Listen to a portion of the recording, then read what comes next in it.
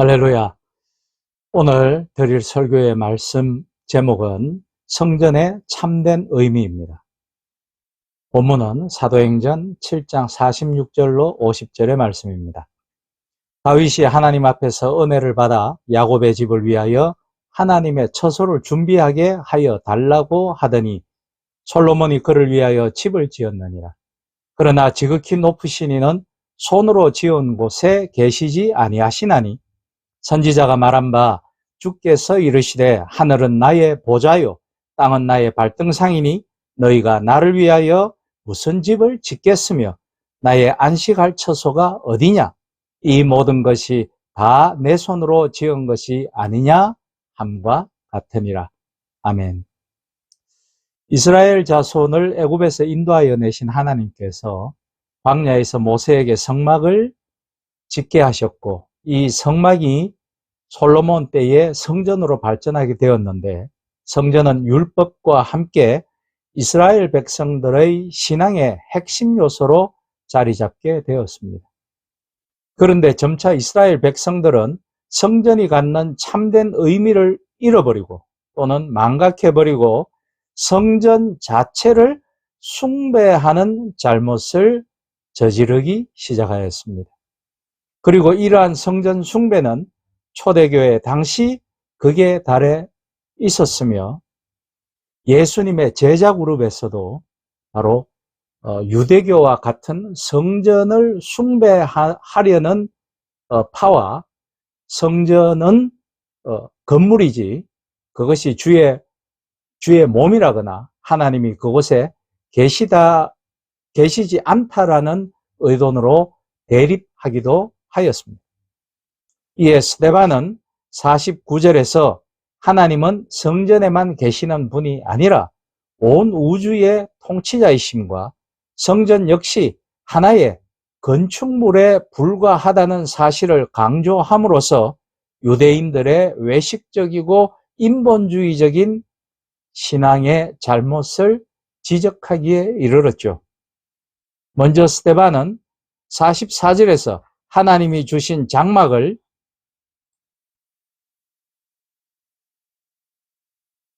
증거의 장막이라고 불렀습니다.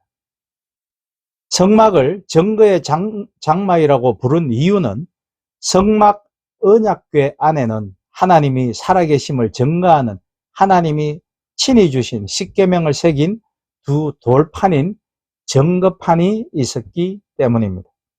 그러나 스데반이 이렇게 성막을 증거의 장막이라고 부른 것은 성막이 비록 하나님의 뜻에 따라 만들어졌으나 사람의 손으로 만든 것이기 때문에 성막 자체가 가치 있는 것이 아니라 증거의 장막이라는 이름과 같이 하나님이 친히 주신 증거판, 곧 율법의 말씀이 온전히 지켜 증거되어질 때 성막이 하나님이 거하시는 성막으로서의 존재 가치가 있음을 주장하기 위함이었습니다.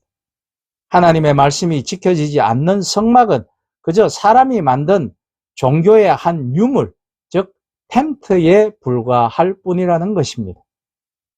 사무엘상 4장에 보시면 엘리 제사장 때에 이스라엘이 하나님을 온전히 섬기지 못하여 블레셋과의 전쟁이 있었는데 이스라엘이 계속 전쟁에서 졌죠. 그러자 그들은 이 증거판이 들어있는 언약궤를 가지고 와서 블레셋과의 전쟁에서 이겨보고자 했습니다. 그들은 여리고성을 무너뜨릴 때와 같은 일이 이번에도 일어나리라고 잔뜩 기대했겠죠. 그러나 언약궤를 주술같이 사용하려고 했던 그들은 엘리의 두 아들은 물론 3만 명이나 전사하는 큰 패배를 당하고 그 언약궤마저 블레셋인들에게 빼앗기는 참사를 당하고 말았습니다. 이 사건이 우리에게 교훈하는 것은 하나님을 어떤 주술적인 기대나 기복적인 의도를 가지고 섬겨서는 아니 된다라는 것이죠. 성막이나 언약궤나 성전이 있다는 자체만으로 모든 것이 저절로 해결되는 것이 아니라는 것입니다. 우리가 진정 섬겨야 할 것은 성전이나 건물인 교회가 아니라 그 안에 임재하시고 이 세상 만물을 창조하신 주인 되신 하나님이신 것이죠. 이어서 스데반은 다윗을 언급합니다. 다윗은 하나님의 은혜로 주변 나라들과의 전쟁에서 단 한 번도 패배한 적이 없이 승승장구하였습니다. 그래서 막강한 통일 이스라엘 왕국을 건설하게 되었죠. 그리고 대상 16장 39절에 기록되어 있듯이 이리저리 옮겨 다니던 하나님의 언약궤를 예루살렘 기브온에 안치하였습니다. 그러나 다윗의 마음은 평안하지 못했습니다.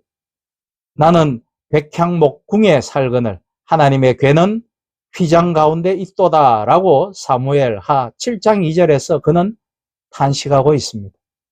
자신은 화려한 왕궁에 거하는데 하나님의 언약궤는 너무나 초라한 장막에 있었기에 그의 마음이 괴로웠던 것입니다.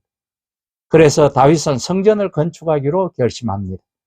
그러나 하나님은 다윗에게 성전 건축을 허락하지 않으시죠.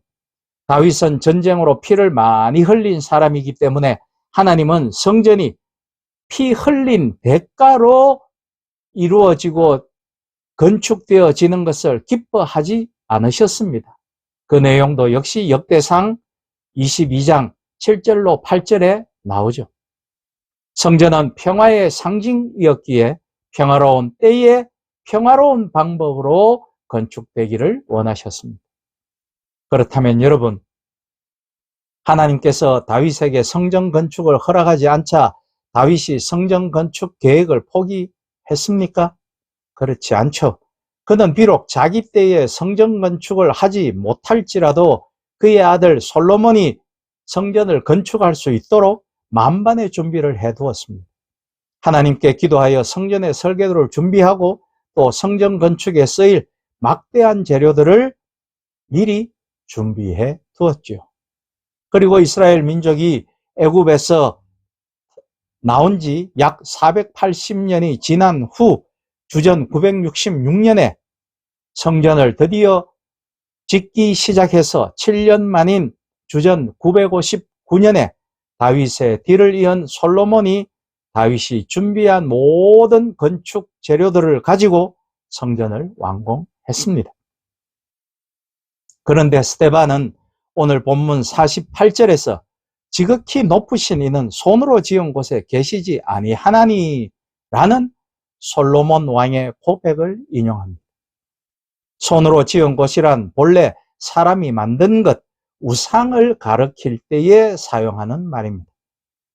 또한 솔로몬은 하나님이 참으로 땅에 거하시리이까 하늘과 하늘들의 하늘이라도 주를 용납하지 못하겠거든 하물며 내가 건축한 이 성전이오리이까 라고 열왕기상 8장 27절에서 겸손하게 고백하죠. 그러므로 스데반은 솔로몬의 고백을 인용해서 하나님이 인간의 손으로 지은 성전에 계시는 분이 아니라는 사실을 강조하고 있는 것입니다. 우리가 성경을 읽어보면 성전이 없었을 때에도 하나님은 큰 권능으로 이스라엘 민족을 출애굽시키셨으며 광야 40년 동안 낮에는 구름 기둥, 밤에는 불 기둥으로 그들을 보호해 주셨습니다. 만나를 내려주시고 광야 반석에서 물을 내어 주셨습니다. 또 하나님은 사사 시대에도 백성들이 고난을 당할 때에 사사들을 세워 이방의 침략에서 그들을 구원해 주셨습니다. 그런가 하면 하나님은 다윗을 세워 이스라엘을 가장 강한 왕국으로 만들어 주셨지요. 성전이 없었어도 하나님은 이렇게 이스라엘 가운데 역사하셨습니다. 그러므로 하나님께서 예루살렘 성전 안에만 임재하신다는 당시 유대인들의 생각은 편협한 것이었고 미신적인 면이 없지 않아 있었던 것입니다. 그러나 성도들 중에도 유대인들처럼 하나님을 교회 안에만 좌정해 계신 분으로 여기는 이들이 있습니다. 그러나 우리 하나님은 살아 역사하시는 생명의 주인 되시는 이이십니다. 하나님은 우리 교회에만 계시는 분이 아니라 이 세상 어느 곳에도 편만히 계시는 무소부재하신 분이시죠. 우리가 교회에 있든 가정에 있든 직장에 있든 그 어느 곳이든 우리와 함께 계시는 분이십니다. 우리 곁에서 우리를 지켜보고 계시는 분이시란 뜻입니다. 하나님이 교회 안에만 계신다고 생각하는 것은 미신이요 이단적인 생각입니다. 교회는 정확하게 예배당은 하나님을 예배하는 장소이지 성전이 아닙니다. 우리가 두세 사람이 모여 찬양하며 기도하고 서로 축복하며 하나님이 주신 은혜에 감사해 하는 그 어떤 곳이라도 바로 그것은 교회가 되며 그곳에 그리스도께서 성령 하나님께서 함께 하시니 성전이 되는 것입니다. 그렇다면 지금 우리가 예배를 드리는 교회는 성전입니까? 많은 사람들이 교회를 성전이라고 서스럼없이 부릅니다. 그러나 교회는 구약적 의미의 성전은 아닙니다. 그러한 성전은 이제 존재하지 않고 존재할 필요도 없습니다. 예수님께서 영원한 속죄 제사를 드리고 우리들이 하나님께 나아갈 길을 만들어 두셨기 때문에 우리에게는 더 이상 동물의 피로 잔인한 속죄 제사를 드리며 그 피 비린내 나는 그러한 성전은 우리에게 필요하지 않습니다.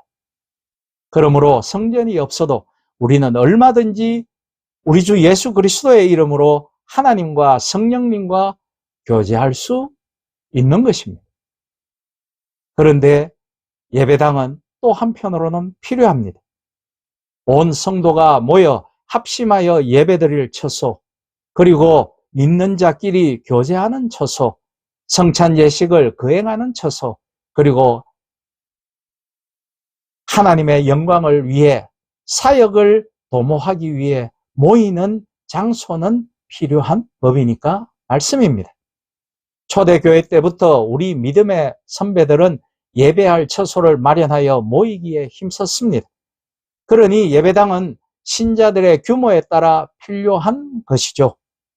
문제는 예배당의 확장과 그 규모에 집착하는 미신적이고 세속적인 마음인 것입니다. 어쨌든 우리 믿음의 선배들이 이처럼 모이기에 힘썼기에 오늘날 복음이 우리에게까지 전파될 수 있었던 것입니다. 그러므로 우리 또한 교회를 지키는 일, 무슨 교회라는 특정 건물이 아니라 모이기에 힘쓰고 예배드리며 은혜를 나누는 본래 의미에서의 에클레시아인 교회를 위해 힘써 모여야 합니다. 에클레시아라는 말이 모이는 자들의 뜻을 가지고 있으니까 말이죠. 교회가 없다면 믿는 자들은 분열되고 흩어져 신앙이 온전히 유지되기 어렵습니다. 그러므로 교회를 지키는 일에 최선을 다해 협력도 해야 하는 것입니다. 그러므로 우리는 스데반 집사의 설교를 교훈 삼아 하나님 말씀대로 살아감으로 우리의 신앙과 복음을 좁은 곳에 구애받는 낮은 수준의 믿음이 아닌 더욱 확장되고 펼쳐져서 하나님으로부터 날마다 우리에게 공급되는 형통한 복을 세상에 전해나가는 믿음의 통로로 굳건한 일꾼들이 다 되실 수 있기를 예수 그리스도의 이름으로 축복하며 부탁드립니다. 아멘.